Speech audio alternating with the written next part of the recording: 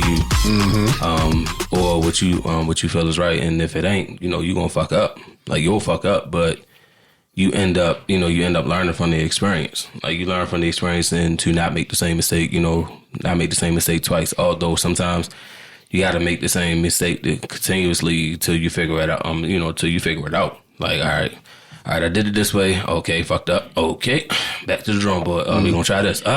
Goddamn. Well, back to the drawing board.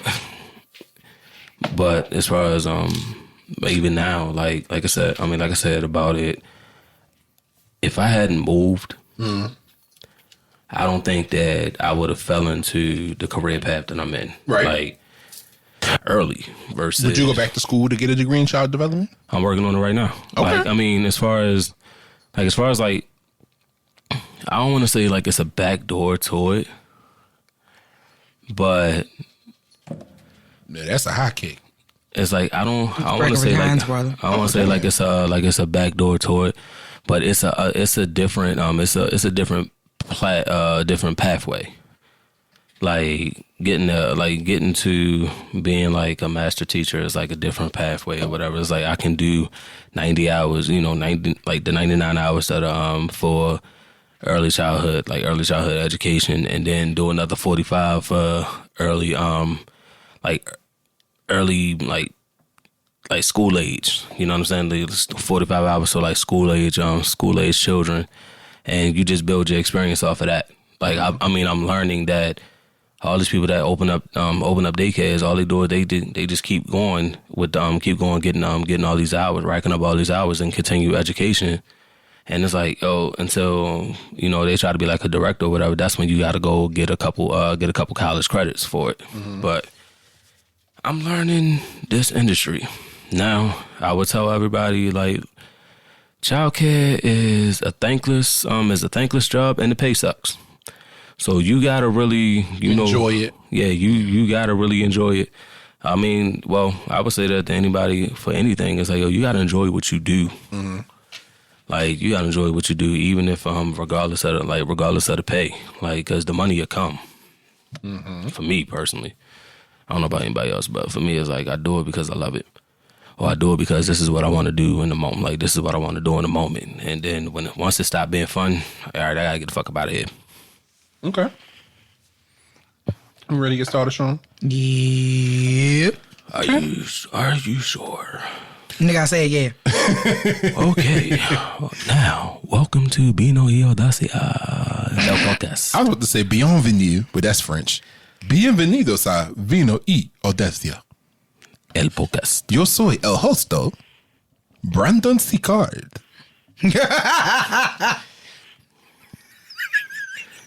See, that's all y'all getting out of me. I ain't got it. Yeah. Welcome to this week's episode of Wine and Audacity, the podcast. If they had subtitles, her mouth would be moving. Her mouth would continuously move, and then it'd be like, see. I'm your host, Brandon Sicard, and I'm joined by two of my favorite people in the world. How y'all feeling this week? Mate. I'm cool. Good. So, we already started having a little conversation. You's a nigga. I'm not well. No, we've determined this. He said I'm not well. I've been hanging around y'all too long. Ooh. I said it, bitch. Mm-hmm. So, snacks? No, cookies. You said you out. Yeah, I know. Just turned into an ASMR podcast. Yeah, you already. But they soft though, so it can't be no crunch. But you opening the. Man, they don't get off to that. They like to hear the crunch. Or that little with the little fork shit on the fried chicken. Mm-mm. Welcome to January's stories episode. Mm-hmm. You ready to get started, John? Mm-hmm. All right, Shauna, this is your show, so take it away, sis. It is. I know we got some fuck shit this episode, Chad. It ain't that bad. You said that last time. It ain't that bad. All right, so before we get started, y'all, if y'all have any questions, stories, anything you want to vent about, any shit that you just want to get off your chest, you can reach us via social media. You can reach us via email first. Our email is askwandapod@gmail.com. That is ASKWANDAPOD@gmail.com. You can also reach us via social media. We are Wine and Audacity, the podcast, on Facebook and YouTube. And we are at WandaPod_ on Instagram, Twitter, and the TikTok. Let us know if you want to be anonymous, if you want to use a pseudonym, if you just don't give a damn. First name, last name, first initial, last initial, whatever. Or, in the words of Sheree Whitfield, you don't give a damn because who gonna check you, boo? So, to start this episode off, the first story is going to come from a Reddit thread called Entitled Parents. Uh-oh. And the title of this story is, My Parents Don't Want Me Living with My Fiance's Family Because We Aren't Married Yet. Okay. Me, female 20, and my fiance, male 19, have been dating for 2 years since September of 2021. Just recently this month, he proposed and I said yes. My family are Mormons. I would consider myself an ex-Mormon. I live with my parents still, and they charge me $500 a month in rent. That ain't bad. If I need a ride to work in the morning, that's $10. And so on, so forth, with charges added on, where they see fit. My fiance and his family have offered that I live with them since he gives me rides to work. I'm almost always with him, whether it's at his house or mine, but because of my parents, I'm not allowed to sleep over, stay late, or live there since we aren't married. Recently, due to issues with my family and me, I'm seriously considered moving out and moving in with my fiance.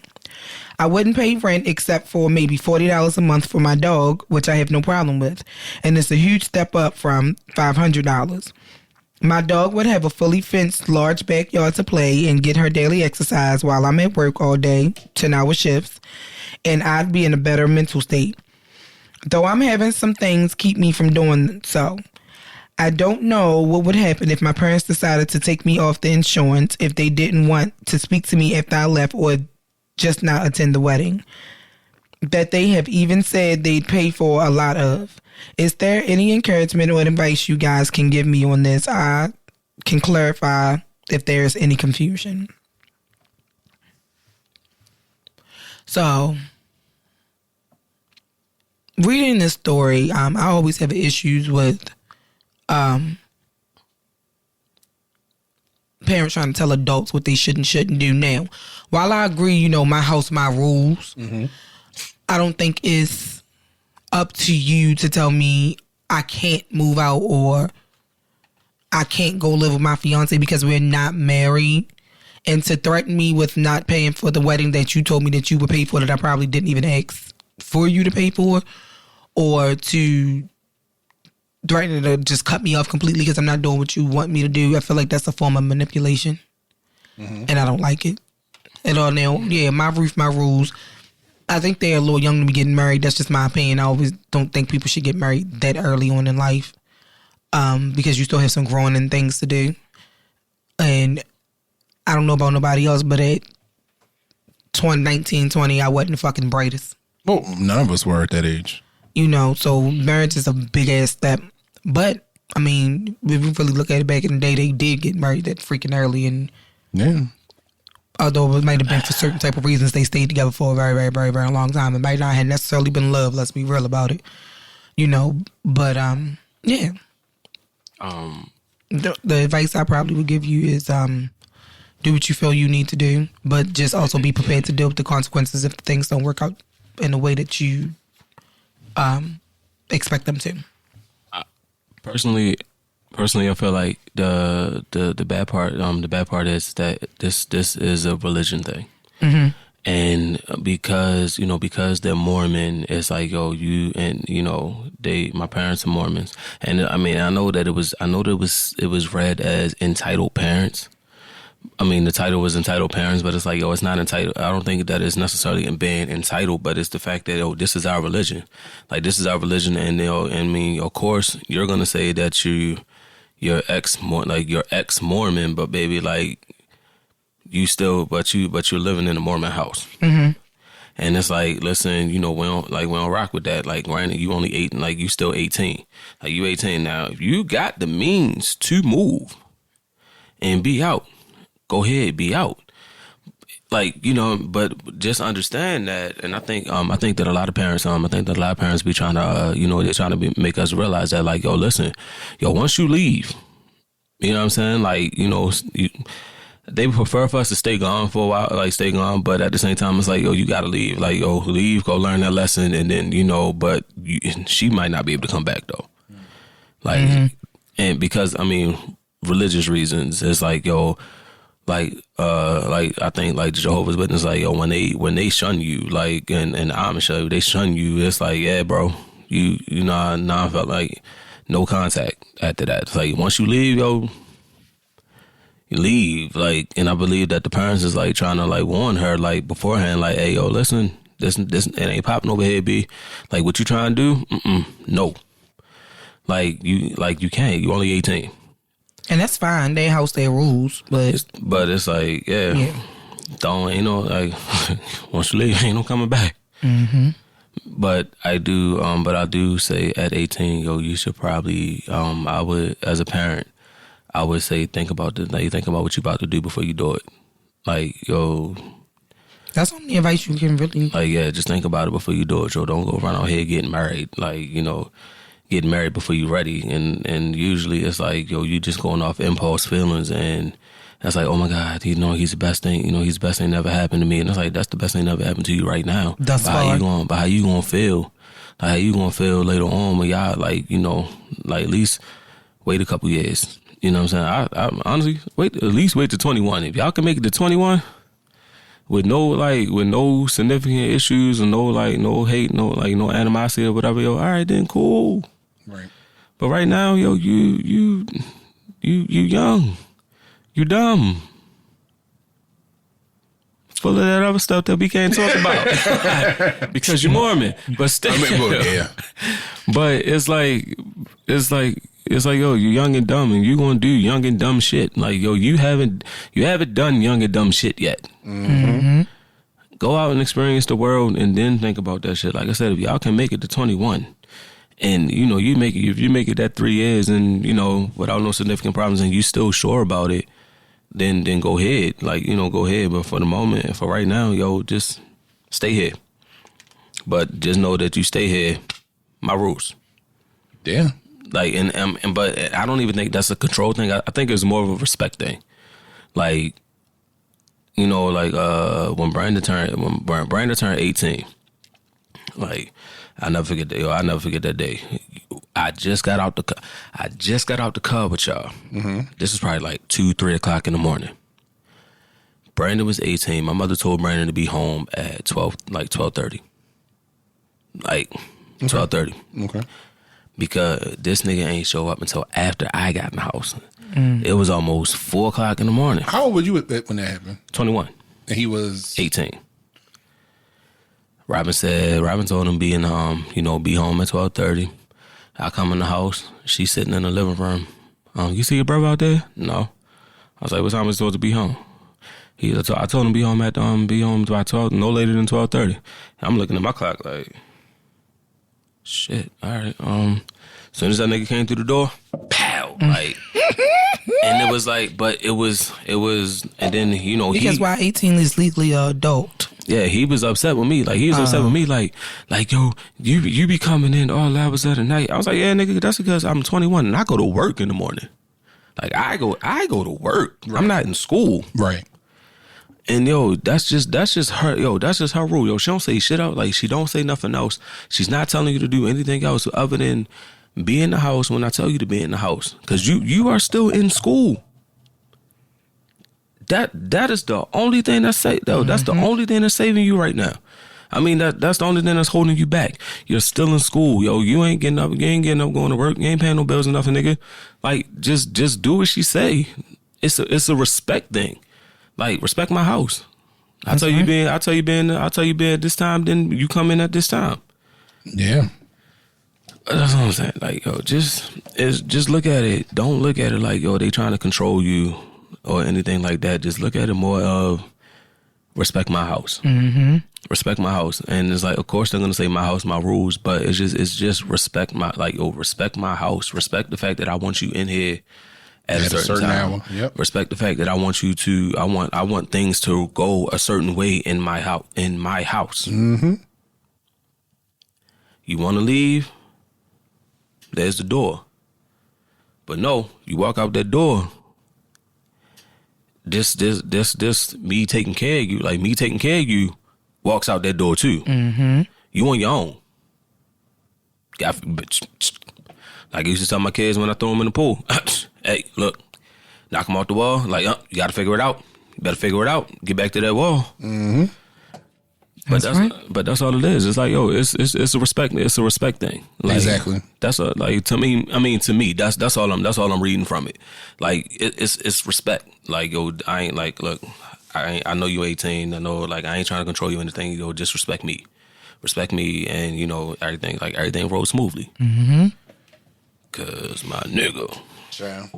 Yeah, I don't have anything to add. Y'all basically summarized exactly how I feel. So that's all I got. All right, we'll move on to the next question. All righty. Okay, this one comes from a Reddit thread as well.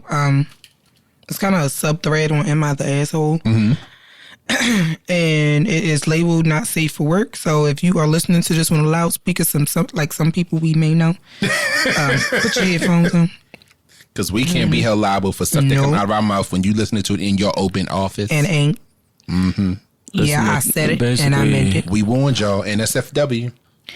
All right, so the title of this one is Kinky Couple Hires Me to Put on a Show and It Goes Wrong. Okay. So this swinger couple reached out to me through DM and says that they have this fetish that they are looking to satisfy and need a young guy with a hung eggplant. They essentially wanted me to jerk off in front of the wife while talking shit to the husband for the whole time. They said there was no limits to how far I could belittle the husband and make him feel weak and insignificant. The pay was $500. Pause. For $500, I'd do it too. I'm just saying. You want me to do what? You fat, funky motherfucker. You. Right. So, see how your wife like this thing? You can't do this shit. I bet you he was black. And he was cucking. And he cucked this shit out his ass. Like, look at that little pencil dick. Mm-hmm. This real dick. This a real dick. Your wife ain't never had this before. All right, so I met them at a hotel room in Vegas. Kind of nervous, not gonna lie, but I'm open to anything, and it was certainly a new experience for me. So the wife ends up being super hot, probably around my age, 28. She's wearing lingerie, and the husband is much older and way out of her league. They asked me to undress to see my body, and I was a little anxious at first until the wife starts playing with herself. Then I get fully hard for them. The wife then tells me to tell her husband how shitty he is in bed, how he can't make her come, how she fakes it every time they have sex, and how she resents being with him. I do everything she asks, and the husband is literally sitting there trying to jerk off while this is happening, but he's soft as hell the whole time. Mm-mm. I wasn't sure where this was going, but the dude starts crying. I legit felt bad and had no idea what they were getting out of it, and he was pretending to cry, or if he was pretending to cry. I was totally weirded out, and they asked me to keep stroking my eggplant. I could tell the wife was really enjoying it. I couldn't tell if she came, but it seemed like it was really turning her on. So I'm mid-stroke and I'm playing along and ask, how are you even with a woman like her? You don't deserve her. And he tells me to stop, put my clothes on, and says, we're done. They paid me $600 and thanked me. I'm here to ask you all. I think I went too far. Did I go too far? No. And what the fuck is too far? No, because they said you can say what you want. Mm-hmm. So how can you... I mean, also, they didn't come up with a safe word. Right. To say pineapples. Right. Pineapples, motherfucker, pineapples. Like, you're doing too much. Right. They said you could say what you wanted. And you said what you wanted, and you got paid at the end of the day. So I consider that. I took my $600 and be like, deuces. Thank you for my services, and would have left and would have been fine with it. All right, so let me get this straight. No, here he go.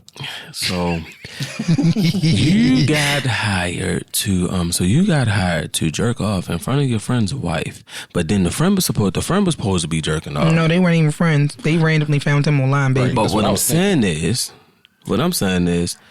the husband was supposed to be jerking off while you're jerking off in front of the wife. And is he supposed to get off to the fact that you playing you playing your little baloney pipe for the wife? So not the baloney pipe. I was about to say baloney. I was about to say baloney pony, but she ain't riding it. So she probably wanted to. That's probably why you made her ass get out. Indeed. Oh, I'm sorry. Proceed, bro. No, but I'm saying but that's what I'm saying. So you homeboy couldn't get hard. It wasn't as sexy as he thought it was going to be. This wasn't a turn on that he thought it was going to be. And she probably convinced him to do it. I'm gonna tell you the truth, yo. He probably dropped the pants and everything. All his confidence left the room. That's probably what his it was. rants in the room went dope. Like some more said in Queens of Comedy, yo, we gonna lock the door and all y'all niggas pull y'all dicks out. And it's like he was like, it's that one big dick motherfucker. Like lock the motherfucking door. Mm-hmm. Lock the door. Yeah, I guess old boy was a girl. You not to show up, bro. So your confidence is like that, bro. But I don't understand. Like I don't understand that, like that kind of shit. Like, yo, now I can understand if it was like a cucking thing. Like, yo, he wanted to watch his wife get fucked.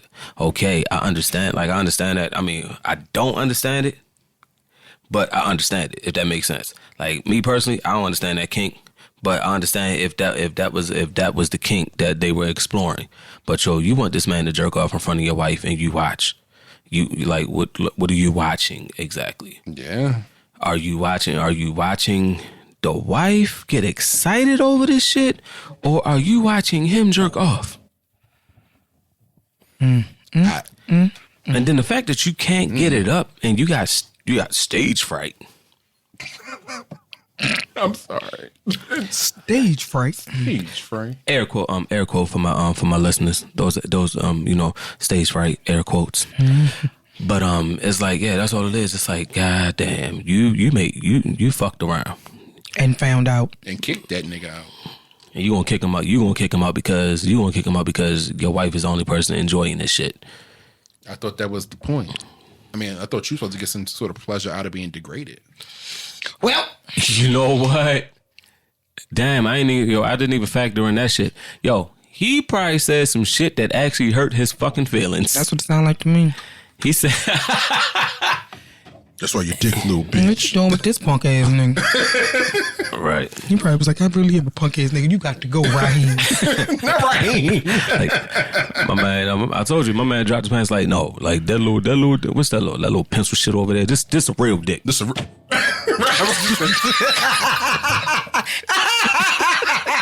This is some meat. That's a Vienna the sausage. fuck you gonna do with that? Floss your teeth? Bitch, that's McDonald's. Whoa there, Tyrone. Hold on now, brother. Bitch, that's McDonald's. This is Arby's. That's enough. I have the meat. You're skating on thin ice, pal. Thin ice. Wait that one goddamn minute there, pal. I had it up Wait here. one cotton picking minute. Oh, and then you throw the racist slur. Then you throw the racist cotton picking in there. Hold on one gosh darn second there, buddy. Glaze his asshole and call him a donut. Oh shit. Oh goodness. All right. I mean, dude, you're not the asshole, but I mean, that's fine. You fulfilled. You fulfilled your obligation. You fulfilled your obligation. You did what you was hired to do, and you got paid more than what they quoted you. So, and if they call you a hoe, you're not a hoe. You a whore because you got paid. Okay. Yeah, you tell them put some respect on your name. Okay, Raheem, you did what you supposed to do. It's not your fault Peter's feelings got hurt. The fact that there's an actual porn star named Raheem is making this even funny. Not that I know, but I heard. You know about? I heard. The black one? I heard in the streets. Shabazz. That's what the streets. You know about him? That's what she said. Yo, you seen this video? She said she heard it in the streets, I heard bro. it in the streets. I might have. I come across random shit all the time. We're going to take a quick commercial break. I need to get to the bottom of this. We're going to be right back, y'all. Send help. And we back from that interesting commercial break. Shauna discovered a whole new world, champ. What's next? I need some weed. After that, My God. that's some Okay. Next story. My God, today. Okay. So this one comes from. You be fuddled, friend? I'm be fucking fuddled. Okay. This next one comes from the Toxic Reddit thread, the True Off My Chest thread, and the title is "My soon-to-be ex-wife broke me and I deserve it." So, Broke me as in like broke me or I'm about to give you like some context, friend. okay. 2 years back, my life took a sharp turn when my wife uncovered a year-long affair that I had with a co-worker. It all unraveled when my co-worker got pregnant and decided to spill the beans. Oh, of course she did. Unfortunately, she later had a miscarriage and left our workplace shortly thereafter. Okay. I'll own up to it. My wife initially considered it a deal breaker and moved out to stay with her best friend.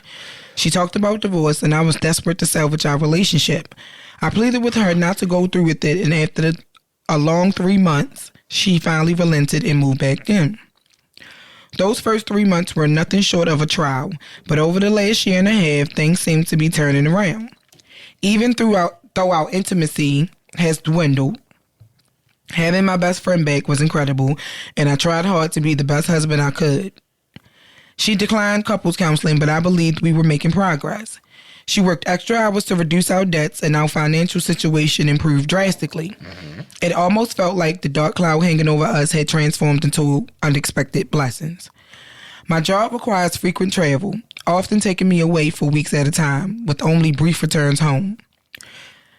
My previous trip home, I found our home emptied of just all of her very sentimental things, clothes, and hobby items. The letter she left revealed that my wife had been involved in an affair for the past year and had been staying with me merely to sort out our financial affairs before she moved overseas to be with her new fiancé, who was well aware of everything.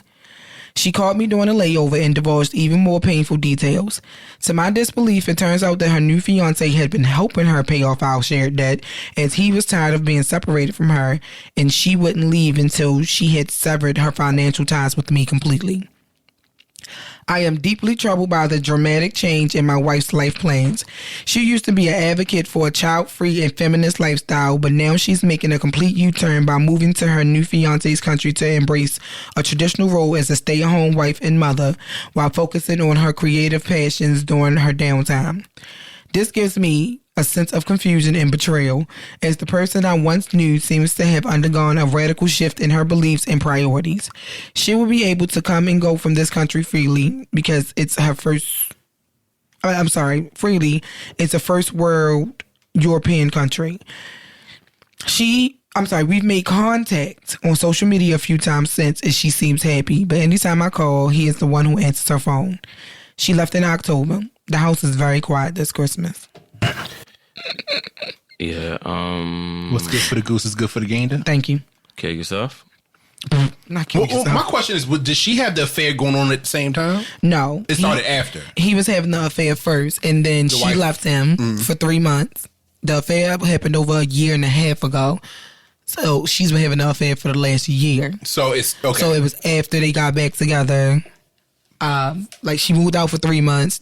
And then he said the first 3 months she was back home after that 3 months. So that's 6 months right there. And then after she moved back in, she apparently met this dude and was like, oh, okay. I got something for your ass. As she should. Well, I mean, be glad. So she paid off all of their debt? Their shared debts. Oh, so she paid off all of their shared debt? Yes. So she wouldn't have any kind of financial connections to him anymore. Be lucky she did that. Right. Because she could have tried to leave the shit on you. Right. That's crazy. I mean, y'all wasn't intimate. I mean, take that out. I say take that because you take that. And that's what Diddy said. A lot of people were saying too. I think that, to be honest, you gotta take that L. I mean, she could have killed you in your sleep. She could have tried to poison your ass. She could have tried to do a lot of stuff. She got you partially out of debt and then left your ass after you cheated on her in a long-term affair. Mm-hmm. But you know what the shit that fucks with me about some of these people that's been cheating. It's like, yo, you've been, like you just said, yo, you've been in long-term relationships. Like, yo, you wasted Or you just been hiding shit for a whole for years. Yeah, years, nigga. And it's like, you been lying to me for years. And it's like, you got a whole fucking relationship, and now you are like you upset because I'm moving on, nigga. Nah, fuck you, bitch ass nigga. Yeah. Let that go. Well, I was always told, like, the niggas that it's like, when you do the shit and then once the shit get done back to you, then you can't handle it. Like, you can dish it out, but you can't take it. And it's like, at least she got you somewhat out of debt before she left. She like, you ain't gonna be left with nothing, bitch.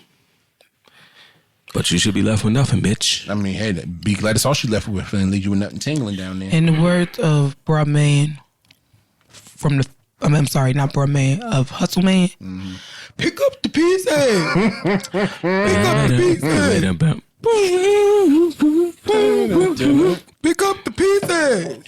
Just pick up the pieces. I mean, but give me Eric. But it's realistically, but realistically speaking, it's like, you really can't be upset that. I mean, you can't be upset that she did what she did. Like, turnabout is fair play. And damn sure is. That's what you like I said, that's the fuck you get. Take the L. Yep. Take the L. Move on. Let her be happy with her foreign man. But see, but maybe you should go try to get your ex back. Go back to the chick you had knocked up. You was over there raw dicking bitches. He can't go out. Who knows? He could have given her something that she couldn't been able to get rid of. Exactly. You was over there raw dicking bitches. You ain't want to make your words work when you was over there raw dicking and getting other bitches pregnant. And then you say, unfortunately, she miscarried. Like, you wanted that fucking baby by somebody besides your wife. Boy, you got what you deserved. You better be lucky that she didn't destroy your shit and she just took her stuff and left. Be grateful, moving about your business. Stop contacting her. Leave her alone. Stop. If I was her, I would have blocked your ass on social media. We don't have nothing to talk about. You don't need to see what's going on in my life. Going about your business. Bye. Yeah, Chief. Leave that alone, Chief. Moving along. Yeah, fucking bullshit. Yeah, boy. Oh, well. This next one comes from the Pro Revenge thread on Reddit. Okay. And the title is, My Brother Ruined My Wedding by Proposing, So I Ruined His Proposal.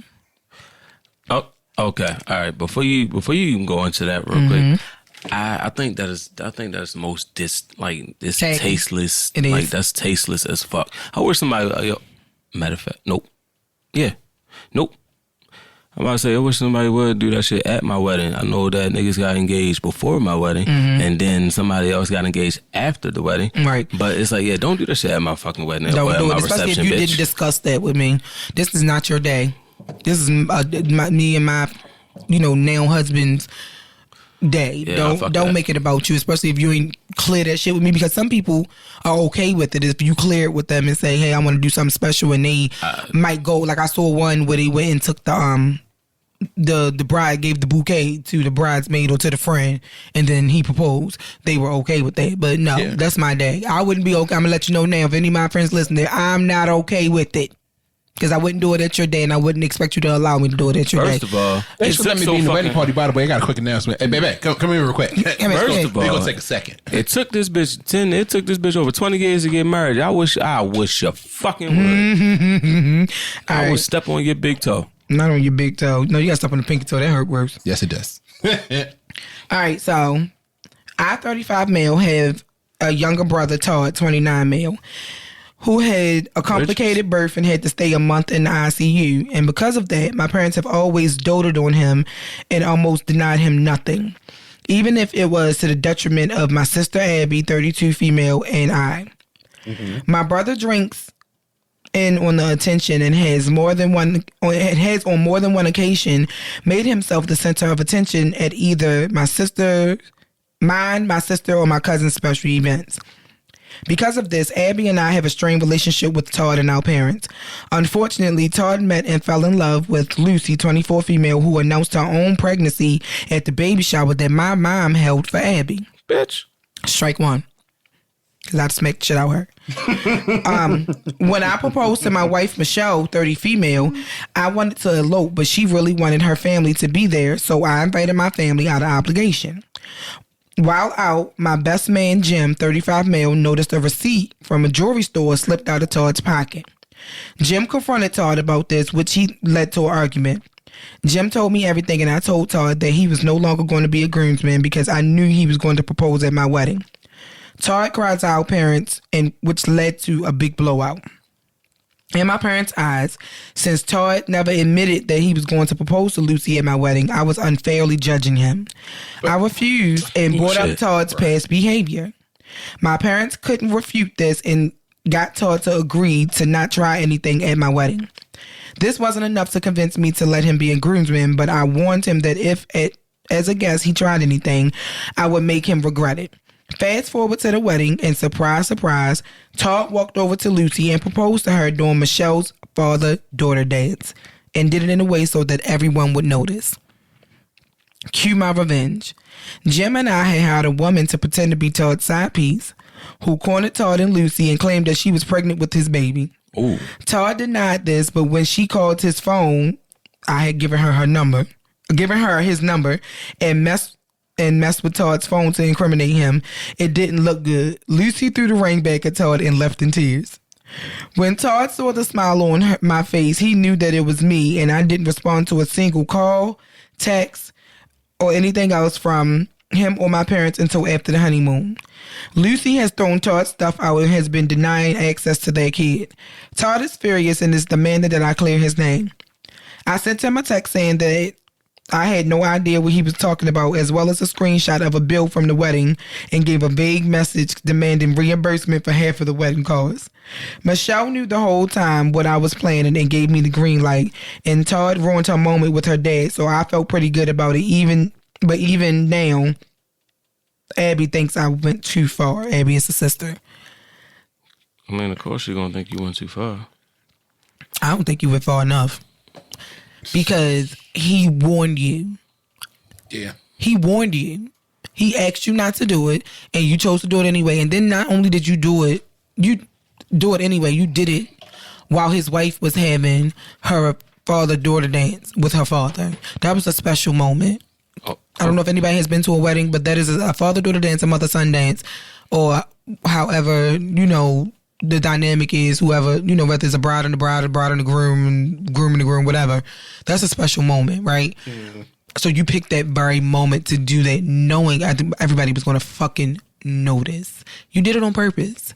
After you were asked not to do it, because you are absolutely entitled. So whatever happened, happened. And, boy, fuck you. Yeah. You can't get mad at the response you get after you do some shit to somebody, especially when they told you not to do the shit in the first place. Nope. It's that, but you know what? It's definitely that. But like I said, why would you, weddings, holidays, birthdays, I don't think they appropriate for what's the names, like proposals, because it's like, if y'all niggas don't work, then you look at the holidays, and it's like, I hate Christmas because of this fuck nigga, or I hate that woman hates her birthday. I always say the same thing. I see so many people who get engaged on Christmas and stuff like that. And it's like, I just think it's corny. I'm gonna be honest. Yeah. But it's so cliche to do it because they believe that is the perfect, that's the perfect gift, and it's like, bitch, no, it's not. It's not. It's not the perfect gift. I'm sorry. I'm subjective with that. But my personal preference is proposing on a holiday. That's just a cop out. So you'll never forget them. So you'll never forget the anniversary, or getting married on a holiday. Don't do that. Be more creative or be more spontaneous. Other than don't do the holidays. You know what I mean? Don't be burning my. It's a beautiful night. Look for something dumb to do. Hey, baby, I think I'm going to propose to you. And it's like, no, the fuck you not. I mean, maybe things I'm having your baby, Tony. Now I'm having your baby, Tony. It was low tacky. It was tacky. You shouldn't have done it. And now you got to suffer the consequences. For the girl's sake, and the girlfriend ain't innocent either because she announced her pregnancy at the sister's baby shower. Hey, so both of y'all tacky as fuck. To be perfectly honest, so I don't feel bad for neither one of y'all. Nope. I really don't. Tacky running y'all blood. I might confess later on, it was me, but I told you not to do it and you got what you deserved. You know what I'm saying? But Because if you propose at my wedding, I'm going to announce my pregnancy at yours. Matter of fact, bitch, I'm going to labor at your wedding. How about that? How about that? And I'm going to lay on the floor and tell y'all to call the ambulance, and I'm going to deliver my baby in the middle of your fucking wedding reception. I am. Don't play with me. Not moving. But that shit always comes back. I feel like, especially if you know a person has a history of doing shit like this, stealing people's moments and making it for themselves. Mm-hmm. The lesser level of narcissism. Always gonna come back. It's always gonna come back to them. Yeah, that sounds like. I'm not sure. I think we read it on a previous episode. If I read it independently of the show, but there was an episode or a Reddit story where the guy had a brother like this who was infamous for stealing people's moments and doing all of these things, and knowing his brother, I think his brother was one of the groomsmen. Oh no, I think his brother was one of the groomsmen, and he told him in front of the entire family, "Look, you have a history of doing this. Do not propose to your fiance at my wedding." He told it in front of the whole family, so the whole family was aware of it. So he set a plan in motion to where he knew the brother was going to disregard and do it anyway. And when the brother did it, with his fiance's blessing, of course, he hired an actress to come in and pretend to be the brother's mistress. Mm-hmm. It was similar to the same story. And the mistress, once the brother proposed, the mistress came up and said, "Oh, so you're just gonna leave me and your baby out?" And the girlfriend stormed out, gave the ring back, and he was calling his brother for weeks afterwards, trying to get him to tell the fiance it was fake. But I think he blocked him and went on a honeymoon, and it went on for like weeks. And I think the story ended where he I don't know if he ever like said he apologized for it or like just told her he was lying, because the brother, he warned him in advance, don't do this. You can't get mad at the reaction you get when you do shit to people. You cannot be mad at people's reaction to your action. Nope. You can't. Nope. But it's like, why would you want to though, yo? Like that's the thing that kills Some people me. can't stand to see stuff being about other people. That's a jealous spirit, and I don't like nothing about it. I don't like nothing about it. That remind me of the story that Keita told me about. She said that the girl's sister had gotten the girl's sister couldn't have kids, and she had I don't know, you might have read it on Reddit. The girl's sister couldn't have kids, and she miscarried, and then the girl and her husband had a baby, and the sister and her husband was like, "Yo, you should give me your baby, because I'm the older sister, and I feel like I should have had had the baby first." And she was like, "Yo," she was legit trying to take a sister, take a niece, and it was just crazy because it's like, yo, she felt like, that you have my life, you know what I mean? Like, you got my life, I can't have kids. And now, mind you, the girl offered her sister, like, I will pay for fertility treatments, like, to help you. And she was like, nah, they're gonna put it in God's hands. They leave it in God's hands. And it's like, what if God's plan was for me to offer the fertility treatment so you can have a baby? But because she felt like she should have had it, she's like, her sister should give her baby. But like I said, yo, you don't take somebody's moment and make it your own, yo. That's an unreasonably high level of narcissism. That shit crazy. You not the asshole, baby. Fuck that bitch. Nope. Fuck that bitch. Fuck them. Fuck that punta. Fuck them. Like, you ain't do nothing wrong. He fucked around and found out. Oh well. That well. So we gonna move over. We gonna stay on toxic threaded, but this comes from the relationships thread. And the title of this is "I got married young for the wrong reasons. My wife has zero personality and I resent her. I'm thinking of a divorce." What? My wife has zero personality. I resent her, and I'm thinking of a divorce. So divorce her. Right. I 32 male and my wife 35 female. Got married 9 years ago. Been together for 12 years. We have 2 small children, 2 and 6. When I met my wife, we were very young, still in college. She was sweet, caring, loyal, loved kids, etc. Someone that I knew would be a great mother and a wife. Now that we've been together for so long, I'm building up a lot of resentment towards her. She does cook, clean, take care of the kids, etc. I do help with all these things, but that's pretty much all she does. When she's not doing chores, she's watching reality TV or browsing social media. She has no strong opinions on anything, no friends, no hobbies, interests, strong likes or dislikes, anything. She's basically just a robot housewife and mom at this point. I think I married her because she was my ride or die, and I saw that she would be a loyal partner and a great mom. That being said, I just hate spending time with her. She never has any original ideas she wants to discuss, no opinions. All her interests are things that I do or enjoy, very much chameleon-esque. I have to lead every conversation. If I don't ask question after question, we will sit in silence staring at each other until I find something else to talk about. I'm at my wit's end. When I was a young male, I thought I wanted to wife up the ideal housewife and mom to be. And now that I'm much older, I'm realizing I want a partner I enjoy spending time with, someone to challenge me, someone to share their own ideas, thoughts, and opinions with me, someone who has their own identity, likes and dislikes, etc. Hell, she couldn't even tell me her favorite color, song, or movie. She's just whatever there. It is you like.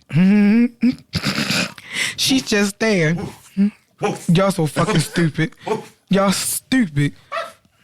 My bad, Chase. Y'all dumb. She's just there. She's a sweet woman and she is loyal to me, but I'm realizing that if I wanted a sweet and loyal companion to go with me on trips, not say a word, and do what I say without argument or disagreement, I would have got a damn puppy. Yo, it was just a joke, yo. My wife has the personality of wallpaper paste, and I'm overflowing with resentment. I'm going to be the bigger person here and say you knew this going in, so you signed up for this. But also, if it's this much of a concern, have you tried to have a conversation with her about this? Have you attempted marital counseling? Like, it's a good question. Because maybe there's some sort of trauma as to why she's just so mute and they said nothing. But it's different. Maybe she was raised that way. Right. Or it just could be a thing of, like you said, you're older now. It was what worked for you 10 years ago may not work for you now. Y'all have kids, and I think it's worth attempting to make it out. You know, try it out and try to fix it before severing ties. But if not, let her go and let her find her so she can person. Be open with somebody else who actually is patient with her from the beginning. I agree. So it sounds like to me that you already knew what you was getting into. Like you said, you was looking for the ideal wife. Like y'all been together for 12 years. But it's not even that. But it's like, yo, you feel me and Keita been together for 12 years, pushing 13. Actually, yeah, dead ass. We got together in 2010. So the crazy thing is that you know the person, like, yo, you know, you already should have had an idea of who she was. Now all it sounds like is that y'all don't share the same interests. If you can't, like, yo, and then you hate the fact that she doesn't necessarily talk to you, like she don't talk, and then if y'all do have a conversation, you feel like you got to constantly ask questions. You, for one, sound like you don't know how to communicate. Like, usually when you talk, you know, you ask open-ended questions. Nothing that could be answered with a yes or a no, or nothing that could be answered with just one word. Like, you should try to branch off. If you see that she's watching something, yo, ask questions about what it is that she's watching. You see her doing something, ask questions about what it is that she's doing. You gotta try to show interest in what she's doing, not just what you like, not just what you want to do. Like, yo, I mean, me personally, that's what I did. Like, y'all know me. I mean, I'm pretty much at this point now. I'm video games and coloring. But I watch anime. Like, I watch anime. Keita watches shit on TLC. Keita watches shit on VH1. Keita watches shit, like, she'll sit and watch YouTube. Like, YouTube videos of, like, crafts and cooking. You know, and it's like, I try to watch what she's watching so I can have something to talk about. I got into Harry Potter because she was a fan of Harry Potter. Got into Twilight because she's a fan of Twilight. You get what I'm saying? So it's like, yo, you gotta learn your wife, bro. Yeah, man. Like, and for you to resent her, that's a you problem. that's a legit you part. Like that's a you thing. Like yo, you can't be mad at her for reasons. I mean, your reasons are invalid to me. I'm sorry. Like it's like yo, the stuff everything that you're saying is like it's superficial. Like I'm tired of talking to her. Like I'm tired of always being the one to initiate conversation. I'm tired of always being the one saying this and that. This didn't just start happening. That's my thing. It did not just start happening, and you married her anyway. Hey, so that's what's throwing me off. It's your fault because you knew who she was when you married her. Yep. You need to reach out to a therapist, try marital counseling. If not, let that woman go and let her be with a man who's going to appreciate her for who she is. Simple as that. Honestly, and then you go get you somebody who share your interests or who has their own interests or whatever else, and just co-parent.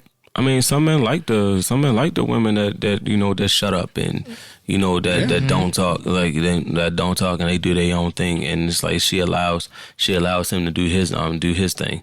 Like some men like that, but you sir. You, sir, you are the asshole. Yep. Ass? Oh. I agree. But because I'm saying it's like everybody else, it's fucked up.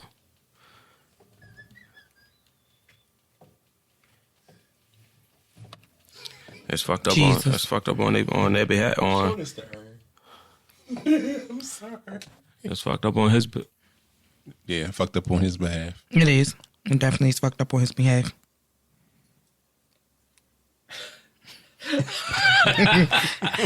All right, so we gonna move on over.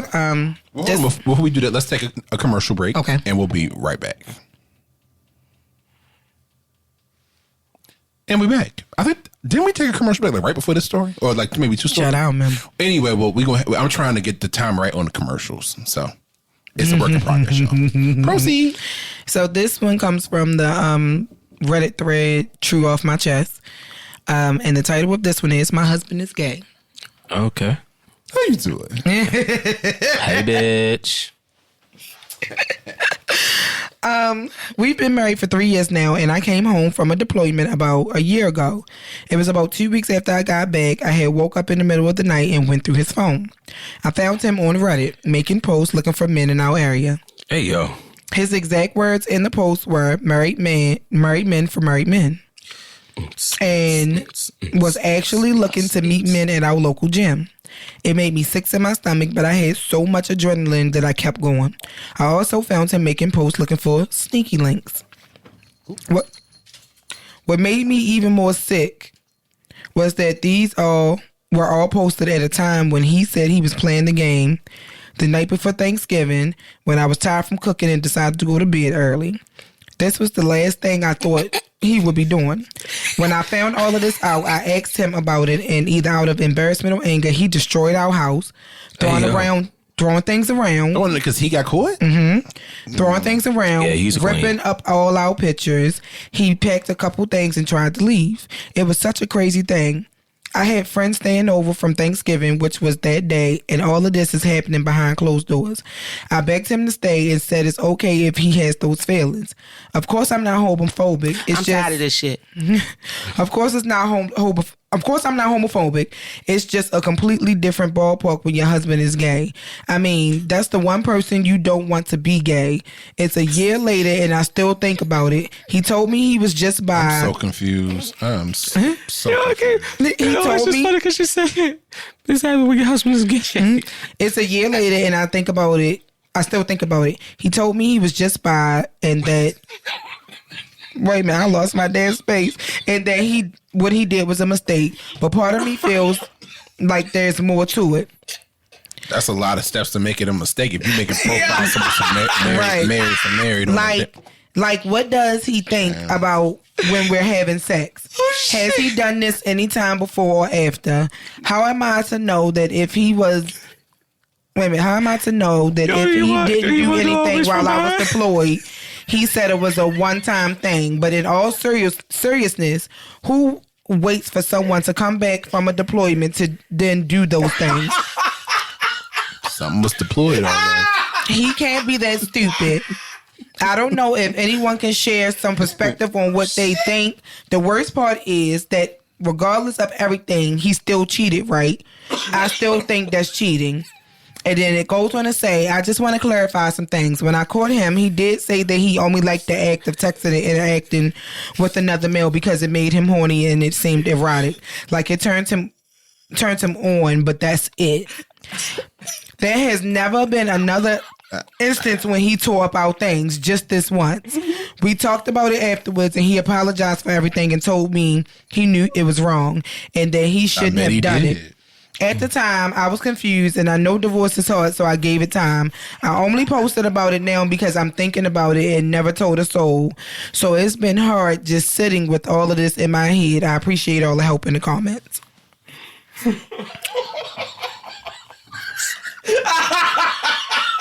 Hey, first of all, wait a minute, who deployed? She was deployed, apparently. Oh, baby, he was playing the boy the whole time. Baby, listen. He was playing the bussy the whole time. I mean, I didn't say He the was word eating Aaron Boochie did. Cakes. Boochie cake, booty cake, Him boochie cake. tearing up the house the way that Baker's he name. did when you confronted him. How fast That can was you your beat the- answer, and you're still with him. That's the episode title. What? Boochie Cakes. Jesus Christ. Hey, yo. Please. The song for that one is going to be Boochie Cakes on deployment. Diana Ross, I'm Coming Out. Yo. Oh, shit. First of all, yo. Oh, shit. Yo, I think the thing that took me out was he said he ain't gay, but then it's like, he acted like a whole queen, bro. And she he gave did. one accusation. Like, I mean, not even accusation. Yo, she just asked her one question about the shit that she's seen, and yo, he just threw a whole tantrum. Like the drag queens, RuPaul's Drag Race, bro. When they when they trying to build their costumes and shit, and yo, it's like, go back to Party City where you belong. Oh no, it's not a costume. But yo, oh man, in my head, yo, I just saw that shit played in my head when you said he tore up the house. He tore up the house and he ripped up the pictures to make sure you hurt, bitch. Sounds like a messy queen to me. That's what I'm saying. He wanted to make sure you hurt, bitch, and he wanted to rip up all the wedding pictures. Because you got him fucked up. Because he didn't like the color coordination that was going on in them pictures, honey. But he did it for you. Oh my God, yo. Not you say he pulled a wire hanger. Yo, and then while you was gone, Bitch, he told you he wanted peach and you chose mauve. Okay. while you were out there risking your life for this country, this nigga was getting his back broke He was getting his cheeks clapped. on Brokeback Mountain. Have you ever been swallowed? God Nigga damn. been swallowed. Swallowed. Yo, kid said this shit to Brother. Brother came back and like, that was a strong ass swallow, bro. Oh, shit. Swallowed.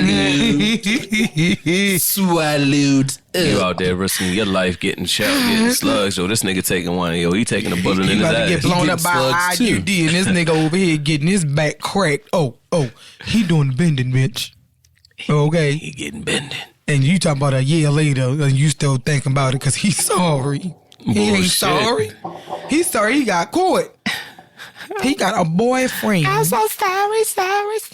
He got a boyfriend who he telling that he's staying with you because of them damn military benefits. I promise you. I promise you, sis. You sending money home. You trying to figure out why this nigga don't ever pick up the phone.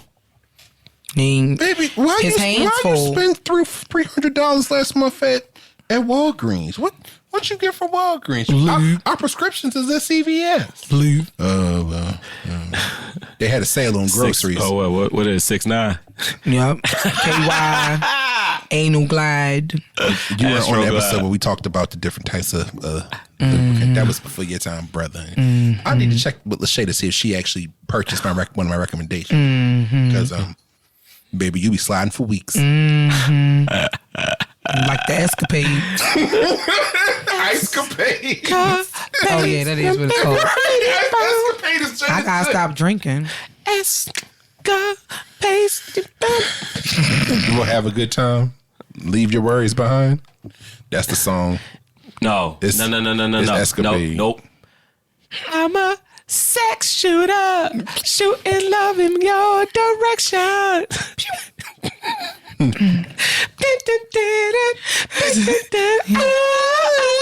Oh shit! Y'all stupid, yo. I want to see asses wiggling. All right, y'all, we moving on. All right, this next story is from the Pro Revenge thread again on Reddit. Oh man, that was. And the title for this story is "My Boss Tried to Sleep with My Fiance." Oh shit! God damn it! What? This was several years ago. So my boss, an extreme type A personality, found out I was seeing a young lady at another one of our offices. It was a long distance relationship. He was the type that he liked to control everything and mess with people for fun. He was also married to another employee, but he was very unfaithful. And he had a hobby, photography. Mm-hmm. He liked to take pictures of himself and his conquest in the act. Then he would show the pics around the production floor and brag about it. Well, on his next trip to the other office, he tried to get my girlfriend to sleep with him, but she spurned him. He made up some lies and got her fired. Of course he did. It took a long time, but I was patient. I knew he kept the photos in his office. He could not risk keeping them at home where his wife might stumble upon them. One Saturday, I was working OT, and a cleaning lady came through and unlocked his office. I came in acting like I was taking dimensions on some drawings. The lady just asked me to close the door when I was finished. She left and went down towards accounting. That's when I went through his desk. Sure enough, in the back of one drawer, I found a stack of photos 4 inches tall. I took them all. Then I waited until he went on another trip. When he did, I went out for lunch. I had a dozen pics of him in the act with 4 different women, all showing his face. The women all had dark or red hair. His wife is a blonde. I drove to the town he lived in, to the closest post office to his house, and mailed the pics to his wife with no return address. Damn. She divorced him, and her lawyer took him to the cleaners. My girlfriend is now my wife, and we aren't mad anymore. Of course not. I was like, bitch. Bra fucking vote, sir. Bra fucking vote. Okay? Especially because you get this woman fired because she ain't want to give you no coochie cat. And now look at your dumb ass. Special delivery. Divorced and broke. Special stupid delivery. ass. I need Play that. stupid games. Win unemployed prizes. Can I have that? Special delivery. Come give it to me. Oh, well. Special delivery. Nah, but for real, yeah, you right. That's some bullshit. Like, yo, you get. I believe that you get what you deserve. I don't.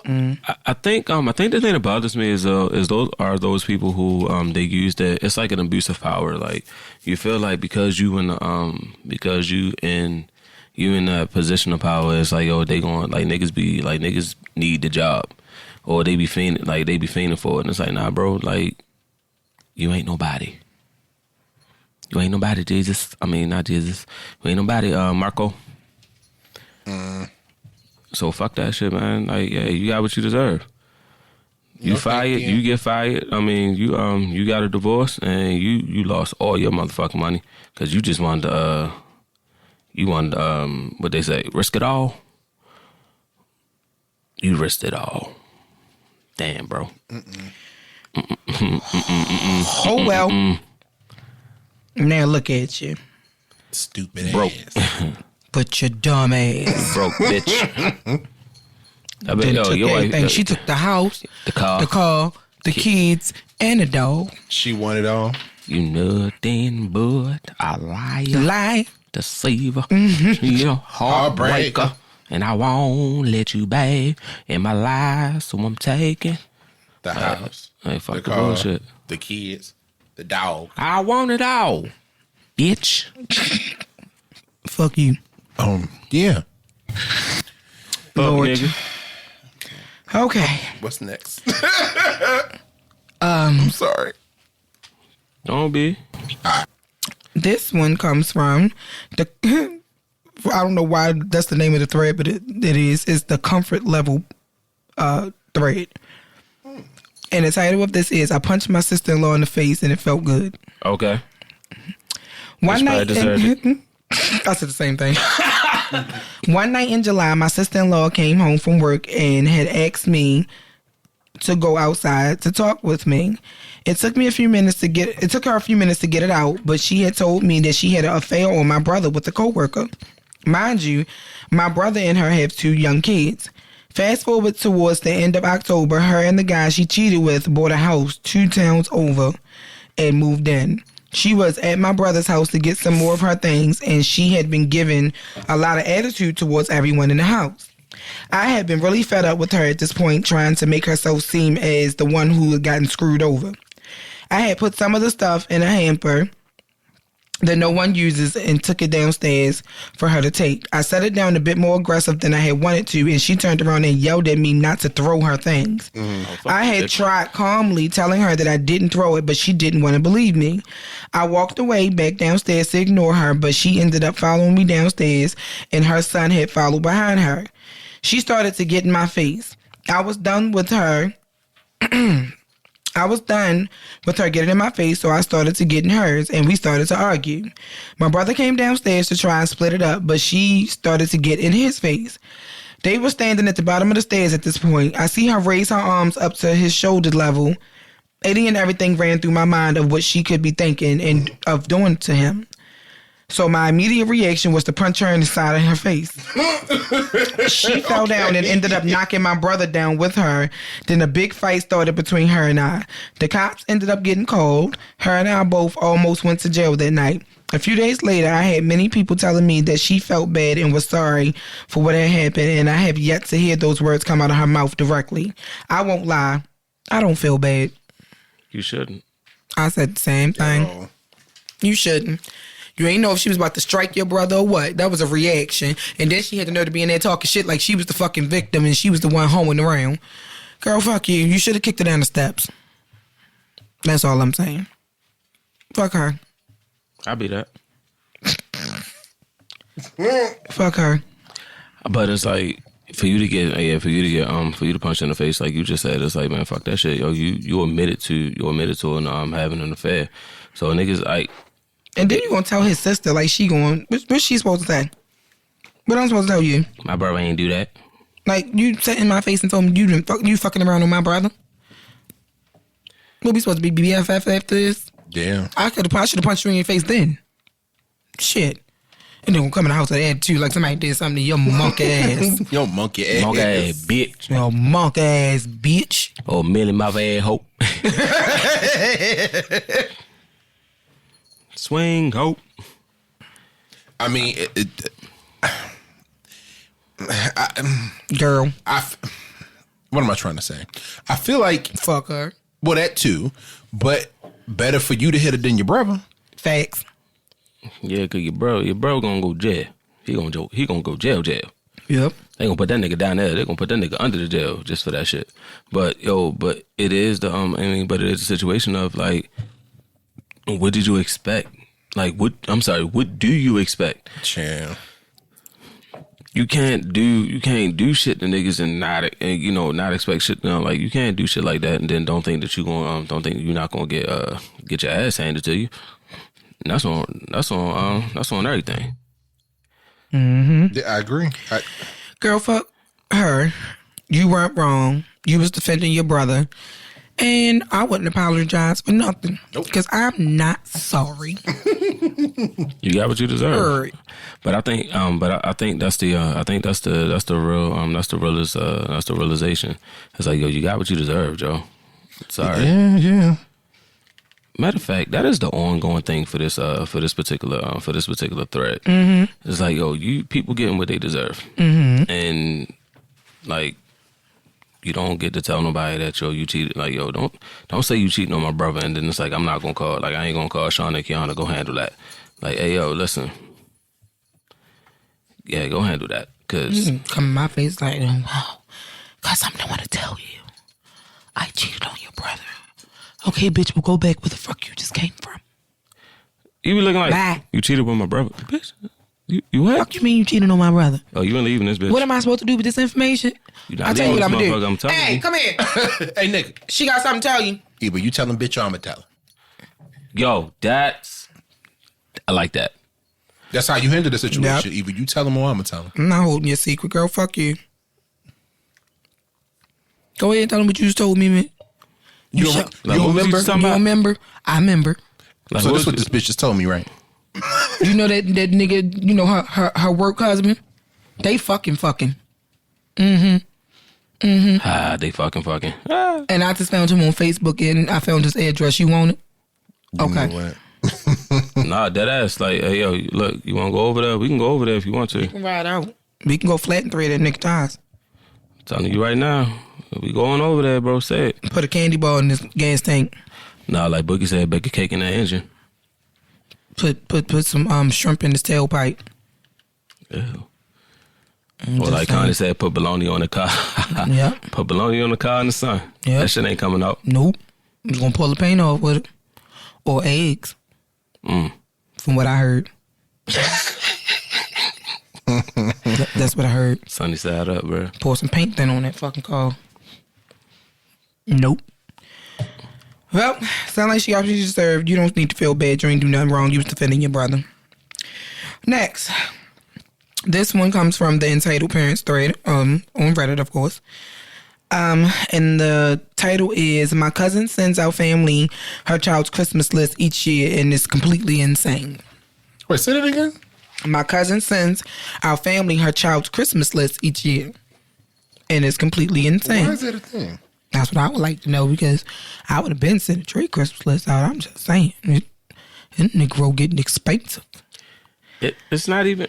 All right, I'm going to read the story, y'all. So, all right. Honestly, but you ain't every November, I-24 female receive a dreaded text in our extended family group chat from my cousin 35 female.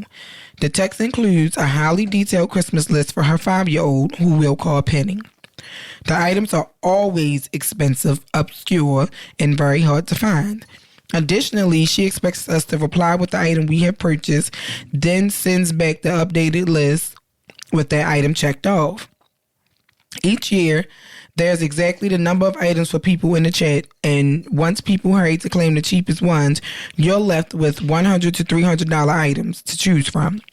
My cousin is an only child, and her mom caters to this, as well as her dad, but the rest of us are growing pretty sick of it.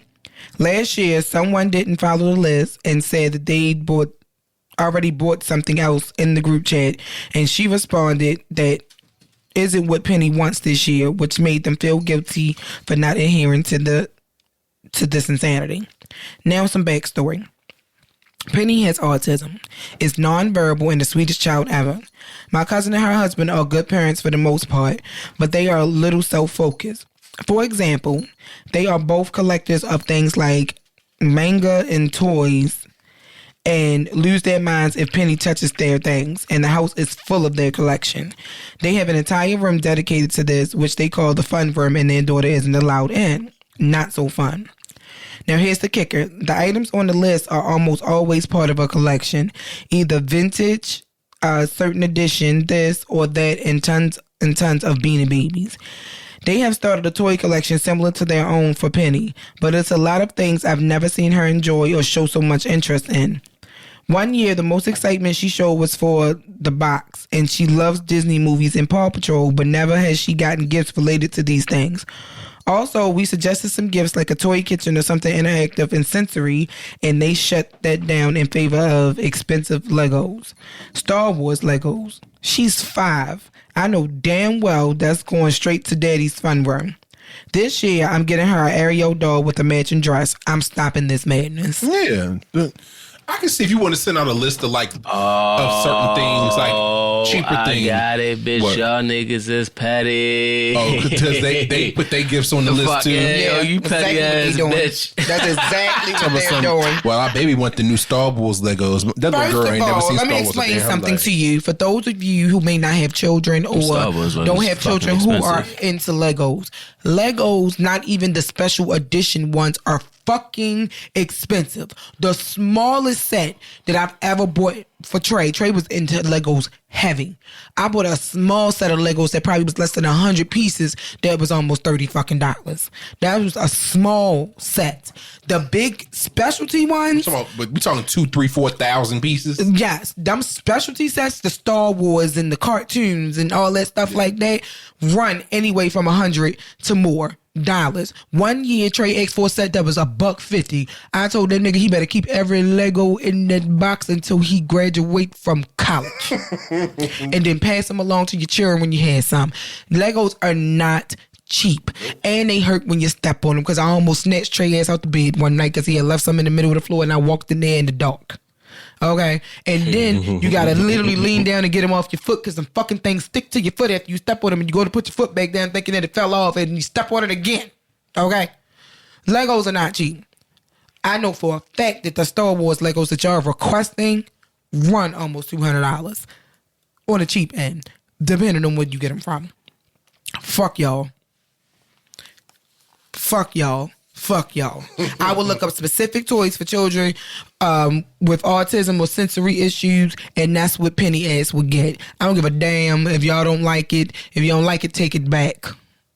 Then that's on y'all. Yep. And y'all can take the refund from it and put it along with whatever else and go buy what the hell y'all want. But you are not going to tell me how much money I should spend on a child that does not belong to me. You're going to get what I give you, him. Yeah. Mm-hmm. Get out my pockets. I got bills. How dare you? They doing some sneaky ass shit. And since your parents and your whatever like to spoil you, let them do it. And then you got a husband. Husband? No. Between you, your husband, and your parents who made you this entitled little bitch that you are, y'all figure it out. Fuck that. They gonna look up and it's gonna say Shauna left the group chat. And I'm gonna create a separate one with the rest of the cousins and say it. I don't know about y'all, but fuck all them. I'm not buying shit. I think, but yeah, I do. She gonna get this my little baby. But I do think, I call bullshit, because it's like, yo, most of this shit, like, okay, I can understand there's a conversation. If there's a conversation amongst the adults, like, listen, I'm getting some, like, we want to get little Susie everything on her Christmas list. These are some things that we can't that we can't get. Would you mind getting it? And if it's reasonable, like, I'm sorry, shit that. Oh, like, somebody asks you, oh, well, what you want for Christmas? Don't send me no list. Yeah, because it's not. Yeah, because it's not my obligation to, like, it ain't my obligation to get your kid anything, like, especially if I don't feel like it. But I think a lot of parents don't like that, especially if it's like if it's their only child and they want their kid to have everything. So it's like, yeah, she wants this, and then it's like you said, yo, that's Star Wars shit. A lady I used to work with bought her husband the Death Star Lego set, and it was expensive as fuck. How old was this person? He was our age, and yo, she spent $1,500 on Legos. It was a Star Wars Death Star, like this Death Star replica. The Death Star. So now check this out. That shit had over couple, like, almost like 20,000 pieces or some shit like that. I probably had to look up the actual, like, for the schematics, but yo, she brought it for him as an anniversary gift while they were on their anniversary vacation. This nigga stayed in the hotel room to put that bitch together. No, ma'am. And it's like, $1,500 on nah, fuck that. No, ma'am. Fuck that. No, ma'am. And I seen the first 6. I'm not spending $1,500 on Legos. I mean, you know what I could have did with that $1,500? That's a vacation. That's mortgage. That's a mortgage. That's the rest of my monthly bills. That's the car payment, the car insurance, the cable bill, the cell phone bill, a little bit of groceries, because you spend $100 on 2 fucking items now in the grocery store, depending on where you shop at. Whole paycheck. Listen, yeah, that's a whole fucking paycheck. That's what somebody bring home bi-weekly. No. Absolutely not. But don't try to play me because it's the shit that you want, the shit that you really want. So you trying to tell me that baby girl want that? Nah, yo, fuck you. If she come to me and be like, "Can you get this for me?" By all means, I'll get it. Like I'll get it. If she if it's a few prerequisites that's got to be that's mandatory, but essentially I'll get it. Like $1,500. Shit. But I ain't paying. I'm not buying. I'm not buying the shit because I know that you won't play with the shit. Fuck you. Okay. Consensus says remove yourself from the group chat. I'll give her that Oreo doll, and guess what's gonna happen? I bet you she gonna be grinning and skinning and hee and ha-haing over that daggone doll. That shit is for her parents. That shit ain't for her. Right? They said, well, they think we about to get these for little baby. Baby, don't you want a new cashmere sweater? Yeah. Put that on the baby. Penny sitting there looking at them like, what the fuck? A women's what medium. the fuck is cashmere? Penny don't know what the hell going on. She like, ooh, doll. That's gonna be the first time Penny say something. No. You want a cashmere sweater? What the fuck is What the fuck is cashmere? I don't know what that is, Daddy. Moving along. Girl, fuck your family. Everybody but little Penny, because it's not her fault. But her mom and her daddy, they can go to hell expeditiously. Little Penny proud. All right, this next one is from the Entitled Parents thread. Also, this is on Reddit. And the title is just simple, entitled Bio Dad. My bio dad was never really around when I, 38 female, was a child. He was an alcoholic and spent any free time drinking or passed out from drinking. He was never physically abusive, but he did many things that traumatized me for life. Once my mom finally left him, he had no contact with us for years. Luckily, she eventually met an amazing man that became my stepdad and the man that will always be my real dad. That's your real That's dad. important later, she says. When I was 15, he tried to come back around. A few months until this new man act, my mom asked him to take me to the doctors for an extremely painful foot infection. I was prescribed pain meds and sent on my way. He went and got my prescription and kept every last pill for himself.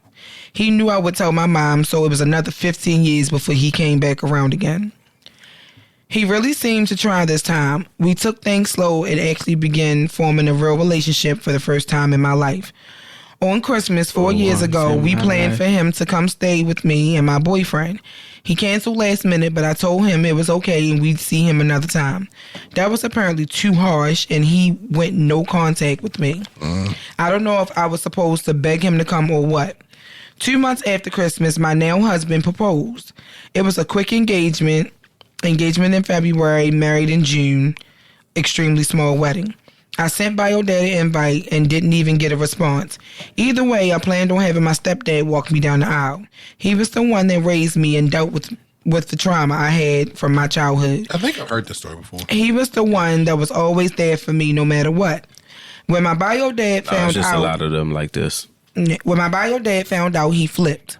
He disowned me, told me what a horrible daughter I've always been, that I've done things just as bad as him, which is a flat-out lie and proves how delusional he is. That it's a slap in the face for him not to be able to walk me down the aisle. He rewrote my entire childhood like he was some saint and deserved to have these father-daughter moments. I let all of my anger for him out at that moment and told him exactly how I felt all these years. We haven't spoken since. My wedding day was the most special day of my life, and for more reasons than one. My stepdad walked me down the aisle and was beaming with pride.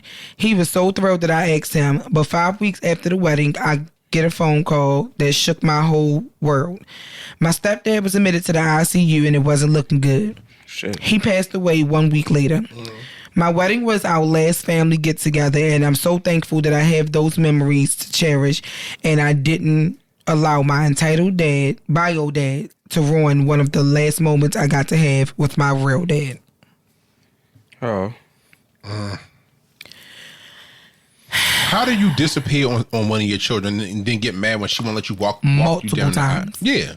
Yeah. Multiple times. I think we've found the Audacity. Or La Audacia. Or El Audacia. Wait a minute. La Audacia. Yeah. L is O. It's strong. Audacia. How fucking dare you? I'm assuming that the alcohol and what appears to be the drugs have fucked up your brain cells and your memory. Because you have already rewritten my childhood, and then I invite you to the wedding, and not only do you not even show up to the fucking wedding, but then you get mad because you didn't walk me down the aisle. How you was gonna walk me down the aisle over the phone, my nigga? Talk about some on FaceTime. Right, like I give her away. You didn't even show up after I invited you. You were supposed to spend Christmas with us, and you never showed up. James, go to hell, James. There we go. That's his name. Fuck you, James.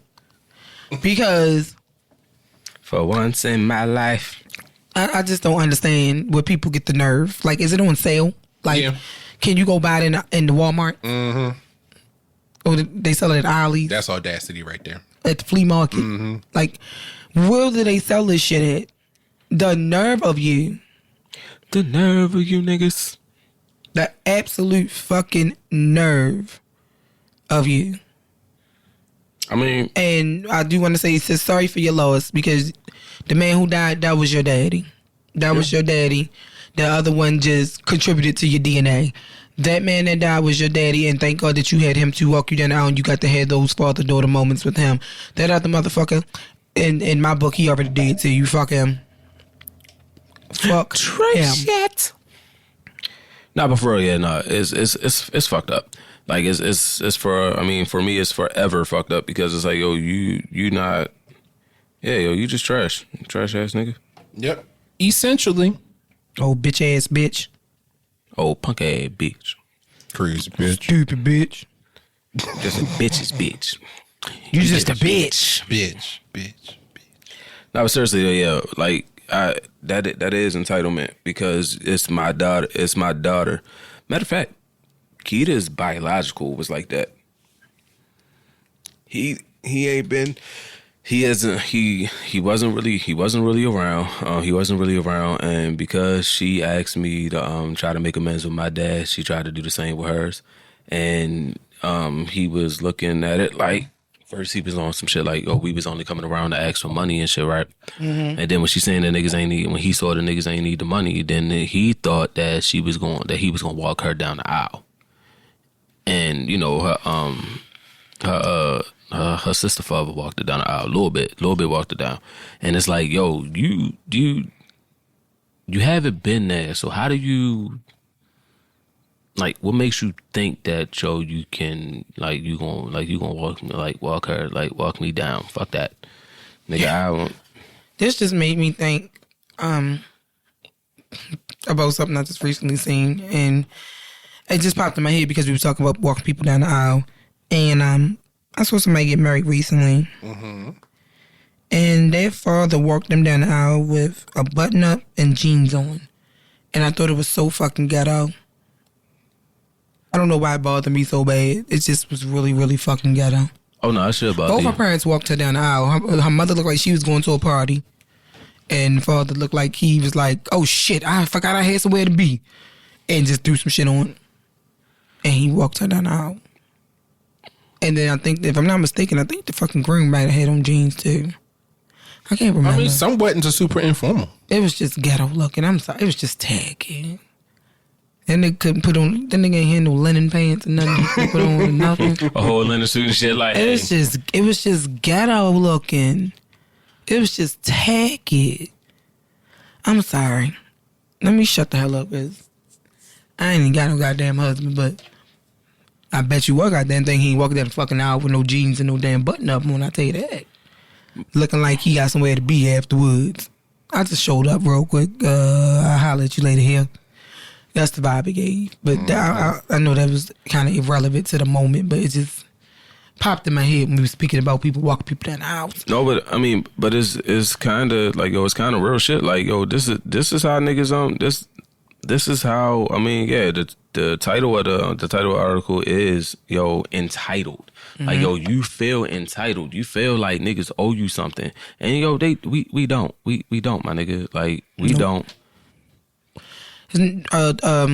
Children should never have to chase their parents, because you chose to bring me into this world. I'm next to be here. And parenting does not stop when a child turns 18. You are always going to be a parent. Now, your duties may change, as your child gets older, but you are always a parent. And I think as an adult, you're always going to need your parent. You're always gonna need them. Yeah, of course. So, yeah. At least you had the daddy to walk you down. You know, somebody to have that moment with. So, exactly. Kudos to you, sis. And I wouldn't say shit else to the bastard. Fuck him.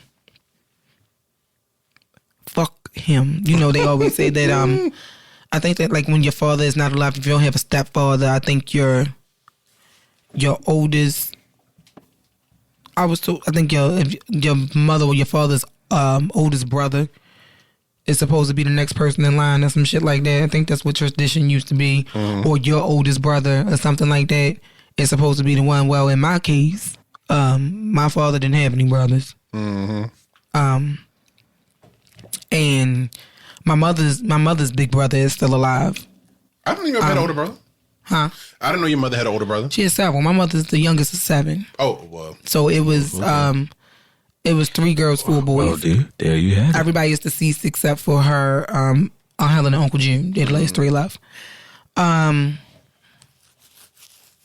then, I mean, my grandfather is still here. Of course. You know, so if I was to get married anytime soon, God willing, he gonna be around for however many more years, even though, you know, he almost 86. Mm-hmm.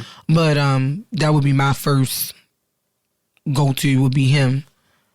And if by chance, you know, he already gone to glory when I finally let somebody in my space, mm-hmm. I have 2 other, but I wouldn't let my older brother walk me down. Now, I don't think he deserves to. I'm gonna be honest. I wouldn't let him walk me down. Yeah, I think your relationship isn't in a place to where it's not. Yeah, I would let Brian or Gary walk me down. Yeah, why not both of them? And yeah, either 2 of them, or I would let Trey walk me down. Or I might just let my damn mama just walk me down. Now, I've seen people do that, have their mothers walk them down. So, I mean, honestly, it's whatever you want, fam. Like, I walk you now. I'll be on. I mean, I'll probably be in the wedding party. Sorry, y'all. Hold on. I'll be back. I walk down and I run back up the aisle. Motherfucker walk down and come back. Right. I'm going to run back. Hold on. We gonna do it twice. Sorry, y'all. I'll be back. Hey, man, bitch, come here. For once in my life. But you so stupid. I'm just saying though, like, yo, like don't come at don't on some real shit, yo. Don't come at me like.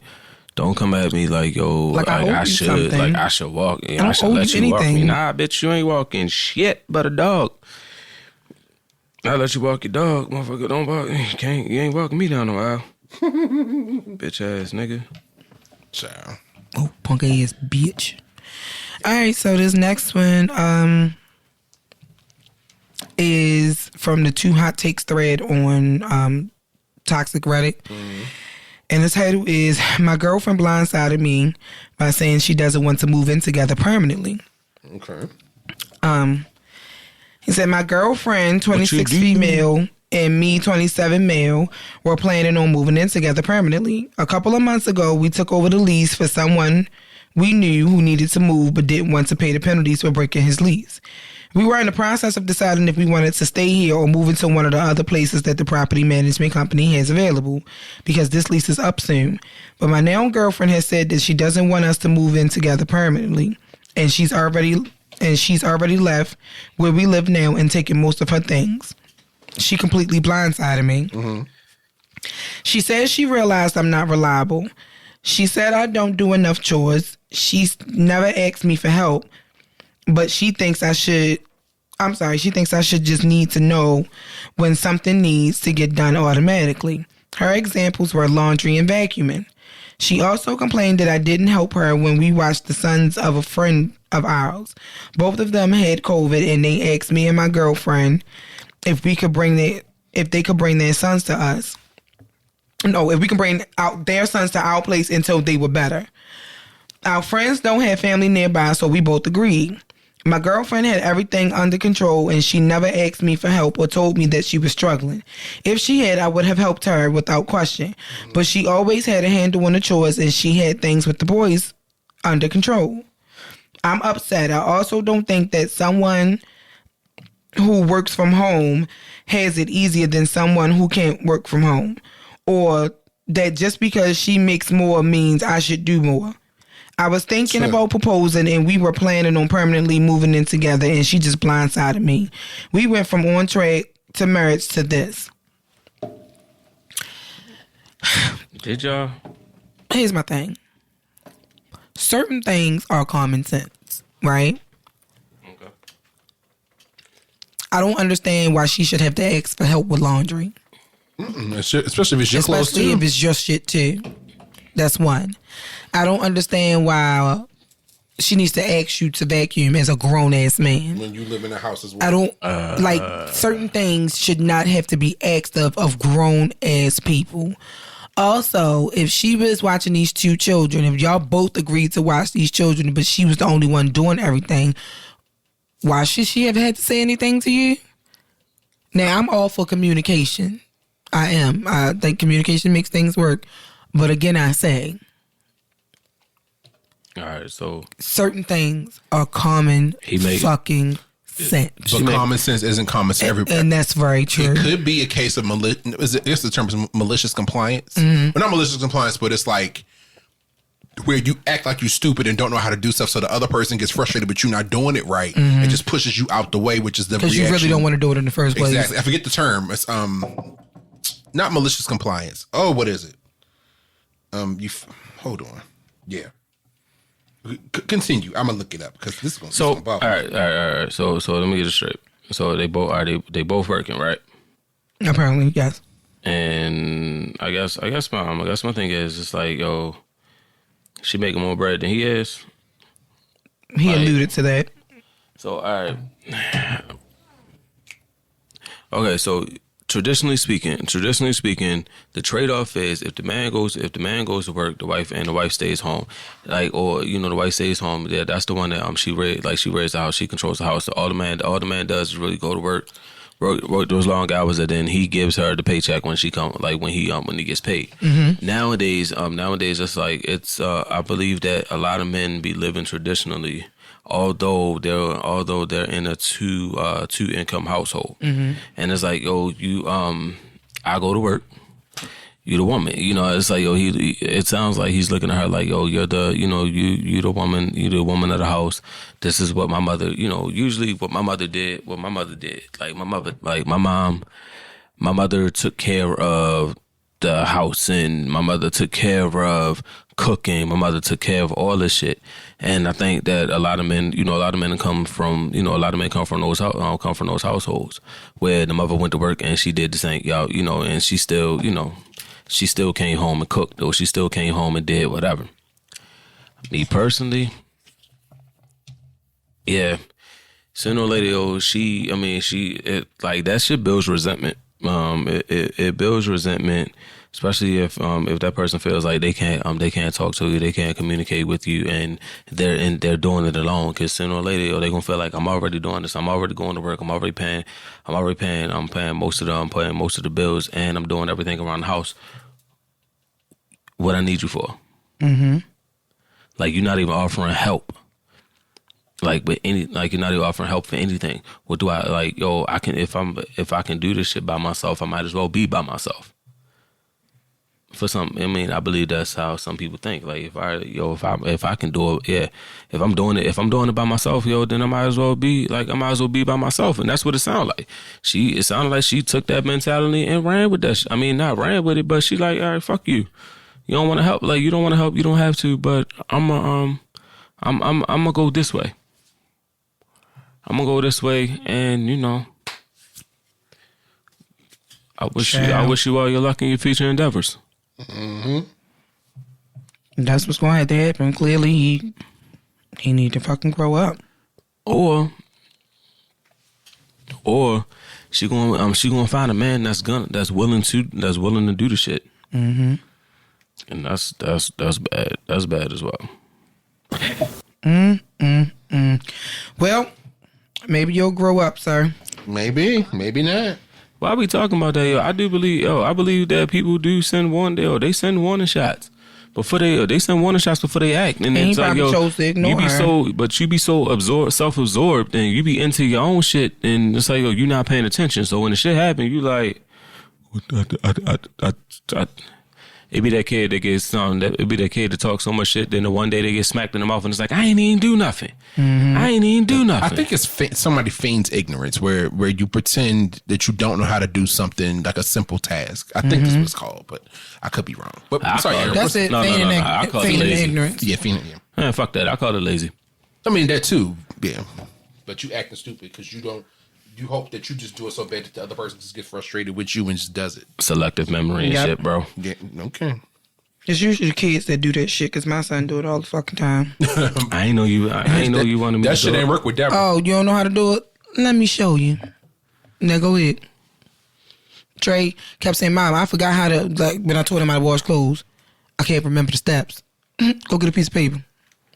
And I made him write down step by step what he needed to do. And I said, now take it downstairs in the laundry room and put it up on the wall so you can remember. So you can remember. You remember. I remember. I tried that thing one time with Deborah. And she was like, "Oh, you don't know how to do this after I done told you? Okay, keep doing it over and over again till you figure it out." Yep. Don't worry, I'll wait. Got her cigarettes sat there at the table. Was like, Oh, don't tell your mother you don't know how to do nothing, and then she like, I done taught you how. Oh, okay. Mm-hmm. Oh, you know. We gonna do it till we get it right. Your ass need to stop drinking all them fucking energy drinks, sorry. They is not good for you. All right. That's about the 17th one you had since you been here. It's Not good for you. next question. Well, is there a next Goddamn, question? it is. The next one is also from this is from the relationship advice thread on Reddit. This title is my 23 male high school sweetheart, 24 female, is leaving me. How do I convince her to try counseling? First of all, Why? The question is, why is she? I mean, not that it's really relevant. That's good. Yeah. well, why is she leaving you? That's gonna be the question. Let me put you on to something that my eldest told me. If someone wants to leave you, let their ass go. Bad. The matter or the issue or the fuck, Brandon. The reason why does not matter. It's irrelevant. If somebody wants to walk out of your life and they want to go on and whatever else, let them go. You don't own people. Just because you're in a relationship or you have a friendship or a type of bond to somebody, you don't own that person. People have free will. People unfortunately can come and go as they please. And if this person doesn't want to be with you, it hurts. It's gonna hurt, especially if y'all been together since y'all were high school, and y'all are now, I guess, 23 and 24. It's gonna hurt. But let them go. I mean, you want somebody to stay with you and be miserable and then ignoring you and treating you like shit because they ready to go, but they don't want to let you go. Like, think I need to let it go. just like sounds like another love TKO. Let it go. All right, so I'm gonna read the actual question to y'all. I mean, story to y'all. Oh shit! I thought it was just a short story. Oh my bad. Shit, I thought that was just a question. I love my wife. No, I love my wife so much. I've been with her since my junior year of high school and her senior year of high school. I wasn't very attractive in high school, but I had a late growth spurt. On top of that, I started hitting the gym. This gave me access to women who were extremely attractive, women who didn't pay me no mind.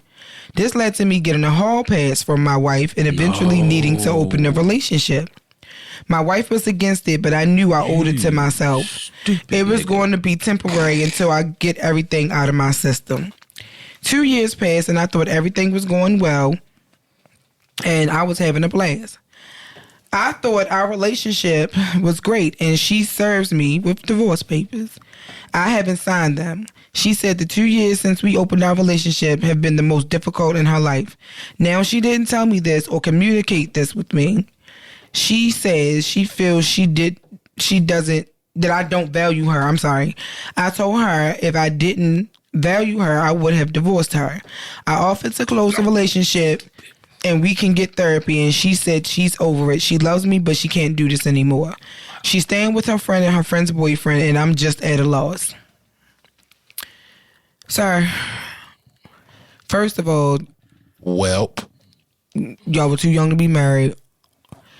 And what happened was she was with you when your ugly ass couldn't get nobody else. And then you have some kind of glow up and have the audacity to ask for a hall pass. and then to open your marriage. Now, she plays a part in this because she could have right out said, fuck no. But with y'all being so young, she probably was young and dumb and she wanted to work her marriage out. Thought you just needed to get out your system because you probably was the only person she had ever fucking been with. And vice versa. And now your confusion as to why she no longer wants to be married to you, because you probably were being an ass about the entire situation. You probably was out here flaunting, bringing your ass home when the fuck you felt like it, messing with multiple bitches and whatever else. And now you can't understand why it is that she wants to divorce. I'm gonna tell you the truth. Your ugly ass. Let's be completely honest here. Yo, you started getting attention. Like, oh my God, yo, I hate that shit. It's like, yo, you got low self-esteem as soon as somebody starts showing you some kind of appreciation. But you said you had a late growth spurt. You had a late growth spurt, so then it's like now you constantly in the gym. And I'm sorry, yo, you went to the gym looking for these bitches. Like when I used to work at the Mexican Grill, it was a outpatient clinic across. Y'all know what's his name? Dr. Curves. Mm-hmm. And yeah, so the guy that all of them was going to get them. So now mind you, the same fucking bodies that look like ants from A Bug's Life. Mind you, no comment. I see the befores. I see the befores because we was directly across the street. So then when they come in and it's like, yo, you got all these people on you, and it's like, you know, like niggas was fucking with you when you was fatty patty.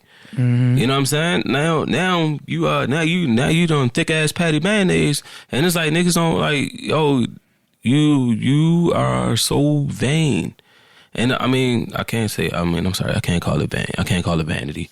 But it's like, yo, I mean, you had self-esteem. I mean, you had self-esteem problems, and you felt like, yo, you felt like that it was something that you can do, to improve your body, which like everybody is entitled to do. However, you gotta understand the difference between people who was actually for it, like people who's actually for you, or are they for you because of how you look? You started getting all this attention about how you look, and your wife being the person that's been with you since y'all were kids. Mm-hmm. It's like you've been the only person. I also believe that, you know, you've been the only person that I've been the only person that you've been with. So I'm giving you a hall pass to go out here and explore. And it's like your dumbass took the hall pass. Like, you took the hall pass. You're like, yo, real talk. You supposed to be like, nah, babe, I'm good. Like, I'm good where I'm at. Excuse me, but that temptation hits you. That temptation hits you, and you like, your dumb ass was thinking about all the pussy you could get because of how you look. Mm-hmm. The bitches, they ain't pay your mercy ass no attention back in the day. Not mercy. But your wife did. And now look at you, giving her your ass to kiss. And now that she leaving, it's like, yo, you don't know what, like, she leaving, or she going, or not necessarily, not just leaving, but she gonna find somebody. She's finding somebody else that might pique her interest. And I mean, she found somebody else to pique the interest, somebody that wants to be with her, regardless of whatever. Honestly, yo, y'all niggas shouldn't have got married. I mean, although y'all was together since y'all junior year, you know, y'all should have took time to like branch out and try to figure out life.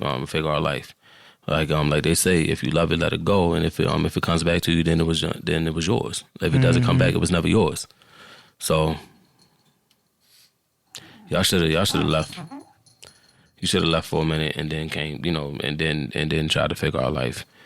Like, it sounded like you rushed into getting married. You married the one girl that was paying you the most attention, and now you got all these other women paying you attention, and it's like she sees the bullshit, and I guess she felt like if she gave you the pass, then, you know, when you eventually step off, it's gonna hurt less. Mm-hmm.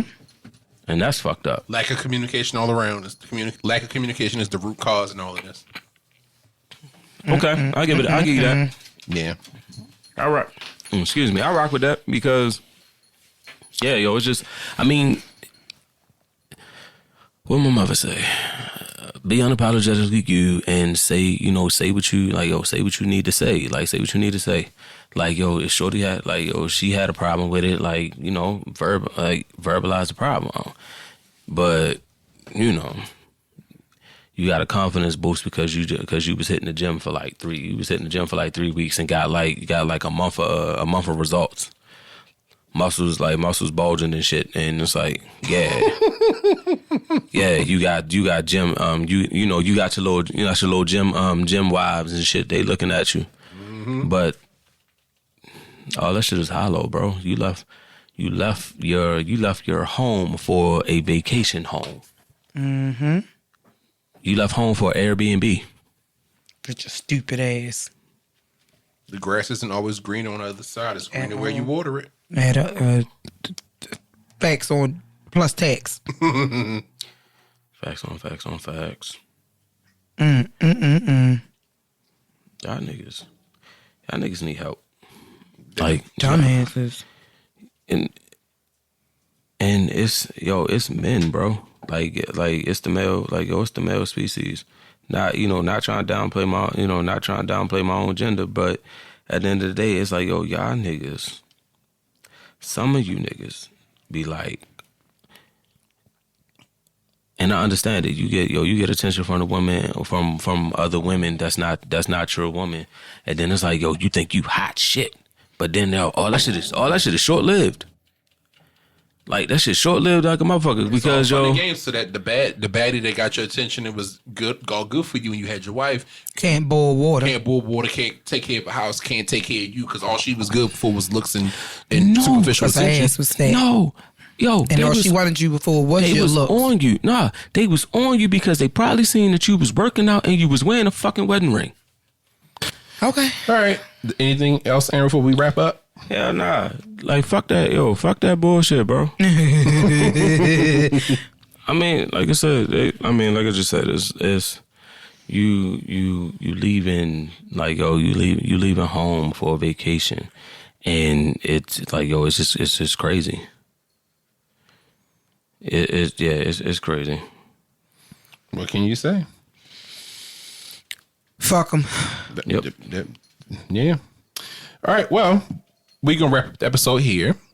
If you have any questions, comments, feedback, want to pitch a topic idea, that's topic idea is redundant. If you have anything for us, feel free to shoot us an email at askwandapod@gmail.com. That's ASKWANDAPOD@gmail.com. You can also find us on Instagram, TikTok, and Twitter at Wandapod_, and on Facebook and YouTube at Wine and Audacity, the podcast. With that being said, we thank y'all for listening this week. Next week, we have a special guest coming on that I'm really excited about. It'll be a really, really good conversation that I'm looking forward to having. And we'll catch y'all next week. Be easy, be safe. We love y'all, and we will talk to y'all then. Bye, y'all. Bye. Titties. I thought you did this time. I just didn't know.